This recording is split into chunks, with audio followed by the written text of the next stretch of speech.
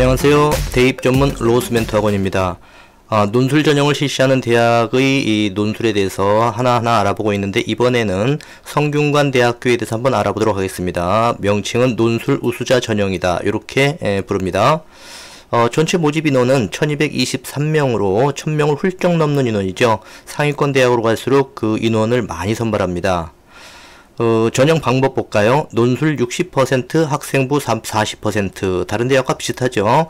그런데 이제 학생부 같은 경우는 교과 20%, 비교과 20%, 이렇게 교과, 비교과를 보는 대학이 인서울 상위권으로 갈수록 더 많습니다. 그렇게 하고요.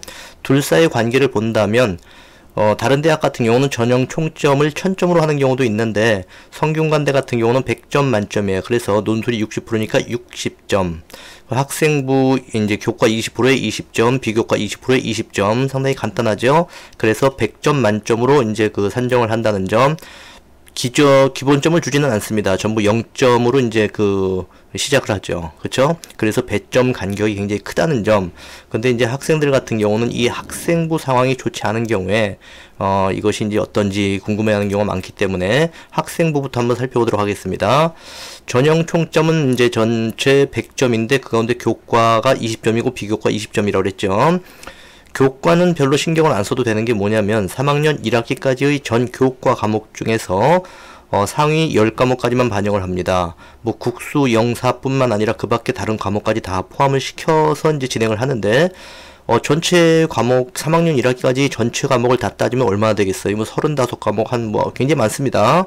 근데 그 중에서 상위 10과목까지만 반영을 해가지고 높은 등급부터 이렇게 차례차례 적용한 다음에 낮은 등급은 다 버린다는 얘기거든요.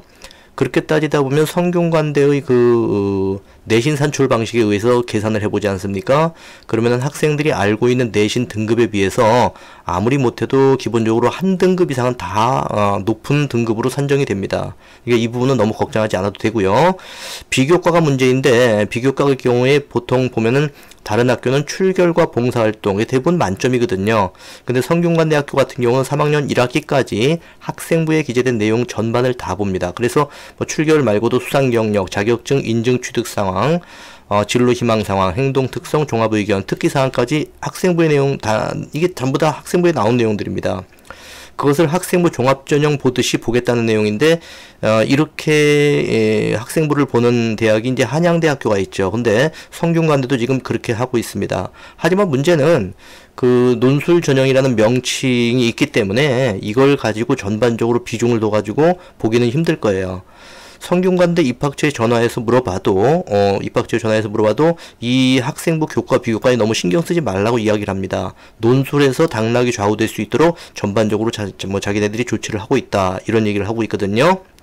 자, 그러면 논술은 어떻게 되는지 한번 보겠습니다. 인문계열에는 이제 의상 영상학부도 포함되고 있는데, 인문계열, 자연계열 모두 이제 120분을 주고요. 인문계는 이제 인문서술형, 국문서술형이죠. 4문항이고, 자연계는 수리 2문제, 과학 2문제, 이렇게 이제 출제를 합니다. 4문제 전부 이제 가중치는 25점씩 똑같고요. 자연계 같은 경우 좀 요걸 유의해 봐야 됩니다. 앞에 있는 그 수학 1, 2번은 소문항이 3개씩 있고, 그 다음에 이제 과학의 경우인데, 물리 1, 2, 화학 1, 2, 생명과학 1, 2를 각각 3과목으로 보는 게 아니라 6개로 봅니다. 6개. 그러니까 1 과목과 2 과목도 다 제각각의 과목으로 본다는 얘기죠. 이렇게 6과목 중에서 당일날 봐가지고 본인이 자신 있다고 생각되는 것 2개를 아무거나 자유롭게 선택하면 됩니다. 다른 대학 같은 경우는 자연계열 수리과학 논술의 과학을 모집 단위에 따라서 지정을 해주고 있거든요. 근데 성균관대는 그런 지정 없이 자신 있는 거 하라는 얘기입니다. 그러면 인문계열 문제가 한번 좀 어떤지 간단히 한번 보고 넘어가겠습니다. 글씨가 조금 해서 이제 잘 안 보이긴 안 보일 텐데요. 지금 논술 수업을 하는 게 아니니까 한번 그냥 간단히 보세요. 첫 번째 1번 문제, 상반된 두 입장을 분류하고 각 입장을 요약하라 해서 25점짜리예요. 제시문 1, 2, 3, 4, 5 해서 거의 대부분 제시문은 5개를 줍니다. 2번 문제 같은 경우 문제 1의 한 제시문과 연관지어 소설하라고 합니다. 그렇기 때문에 문제 1을 잘 못 풀면 2번도 잘 안 풀리게 돼 있어요. 문제 3번 역시 마찬가지죠. 뭐 문제 1의 한 입장에 근거하여 설명하시오 25점. 문제 4번 같은 경우도 마지막에 여기 이렇게 돼 있습니다. 문제 1의 두 입장에서 가능한 선택을 모두 제시하고 각각의 선택을 정당화시오. 그래서 다른 대학과 달리 성균관대 같은 경우는 첫 번째 1번 문제와 함께 제시문 5개를 제대로 파악하지 못하면 2, 3, 4번까지도 전부 다 지리멸렬해지는 이런 그 문제를 출제합니다. 그래서 각각 25점씩 배점을 해가지고 국문서술형 원고지에 답을 쓴다는 점 알아두시면 되고요. 자연계열 같은 경우는 한번 볼까요? 1번 문제가 이제 수학 문제죠. 그래서 제시문 4개를 주면서 간단하게 1-1, 2, 3 해서 3문제가 출제된다고 아까 얘기했습니다. 그리고 나서 이제 두 번째 문제도 역시 제시문을 주면서 2-1, 2, 3 해서 1번과 마찬가지로 소문항 3개씩 그 다음에 이제 과학으로 넘어가겠죠. 물리 1인데 제시문 2개를 주면서 물리 1-1, 2 문제, 그 다음에 물리 2도 소문항 2개를 줍니다. 그리고 화학으로 넘어가니까 이제 화학은 제시문과 함께 화학 1, 2, 3, 4에 4문제를 주네요. 화학 2도 4문제입니다. 그리고 생명과학 1, 4문제, 생명과학 2로 가니까 하나, 둘, 3문제만 출제됐군요. 여기는. 그렇죠. 그런 식으로 해가지고 이 6개 과목 중에서 당일 2과목을 선택해서 이제 시험 보도록 한다는 얘기입니다. 그런데 여기 보면은 이제 100점 만점 아닙니까? 여기도 이제 100점 만점으로 돼 있을 거예요. 그런데 60점 만점을 기준으로 가중치를 부여해가지고 최종 점수를 산정한다라고 하는데, 가중치라는 건 뭐 이런 식으로 문제 4분의 1씩이니까 뭐 가중치 똑같죠. 요렇게 해서 60점 만점을 기준으로 최종 점수를 산정한다는 겁니다. 하지만 어쨌든 뭐 그 학생부에 비해 가지고 논술 쪽에 비중을 더 두고서 당락을 결정짓겠다는 게 그 성균관대 그 입학처의 설명입니다. 넘어가서 수능 최저 학력 기준 보겠습니다. 먼저 의예과보다도 인문 자연계열부터 먼저 한번 볼게요. 수능 최저도 다른 대학과는 조금 다릅니다. 이 성균관대는요.